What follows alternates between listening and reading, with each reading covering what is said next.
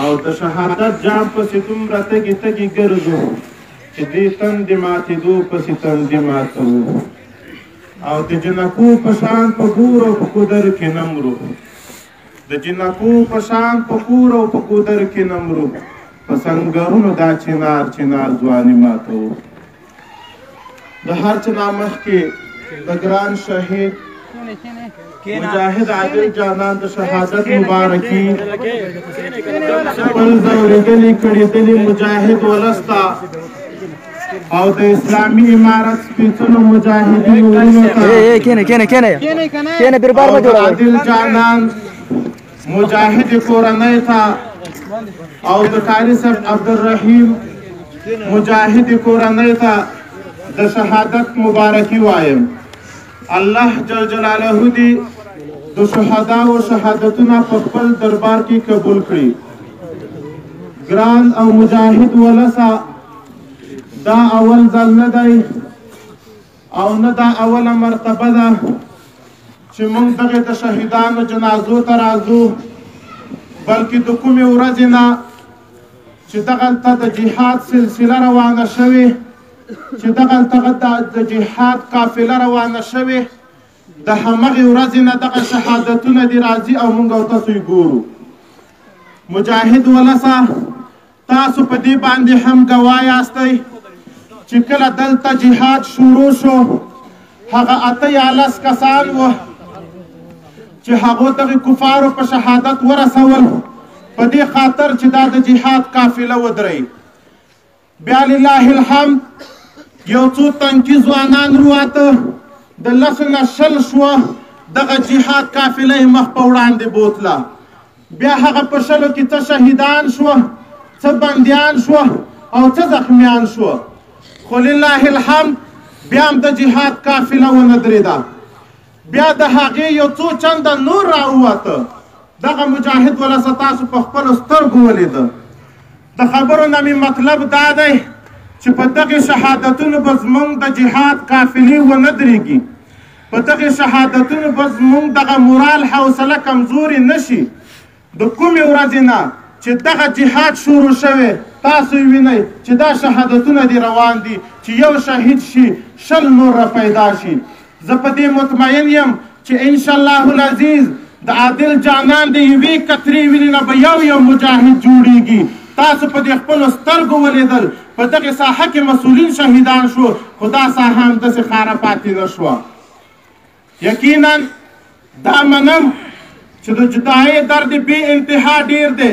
د برداشت وړ نه دی خو شهادت یې موږ ته تسلي ده خو شهادت یې موږ ته تسلي ده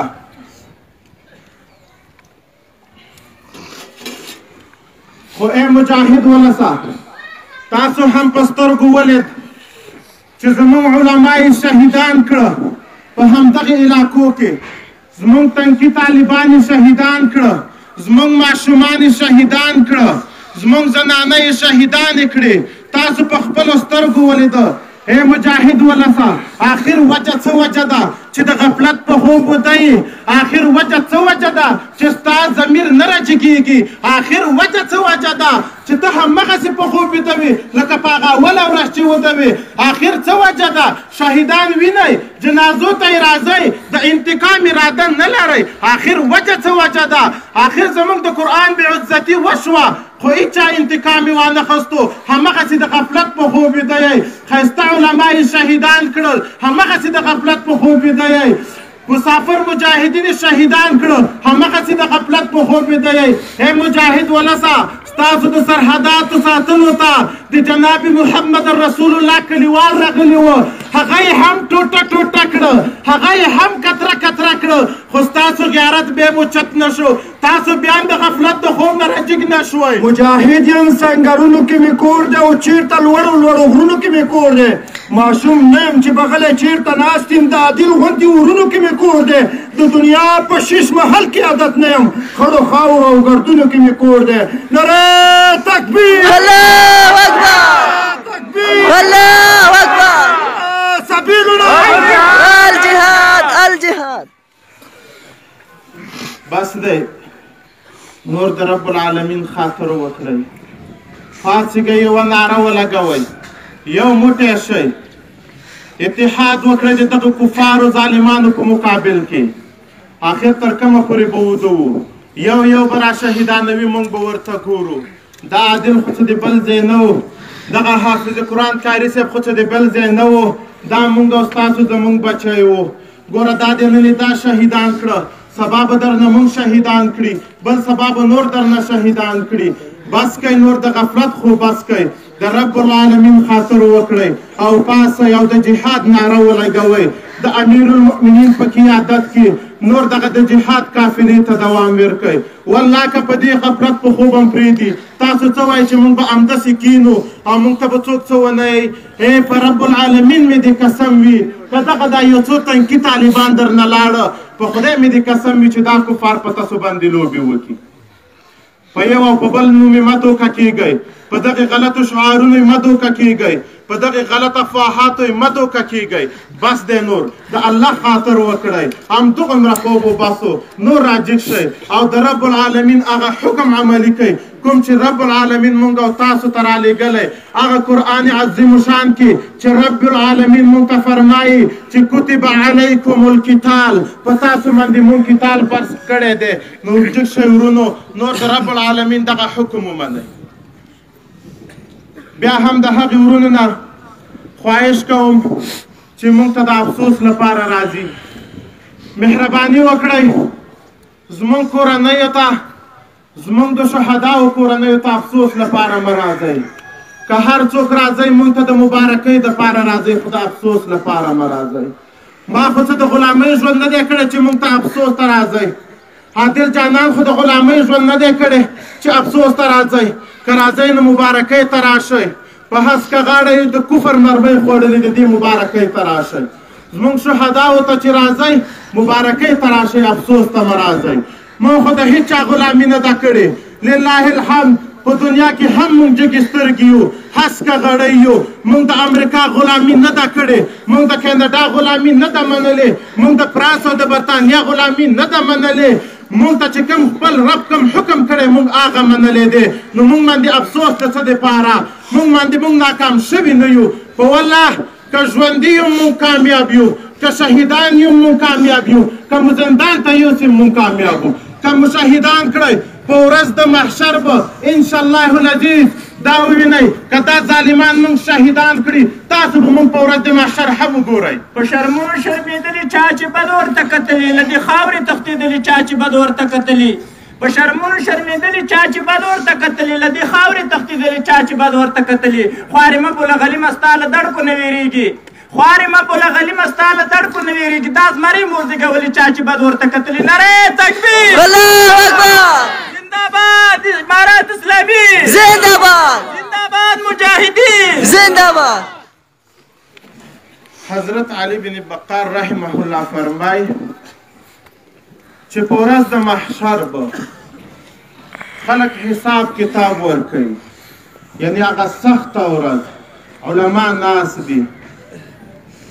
چې مور به د زوی په غم کې نه وي زوی به د مور په غم کې نه وي ورور به د ورور په غم کې نه وي حتی تر دې چې انبیا به م وایي چې رب نفسي نفسي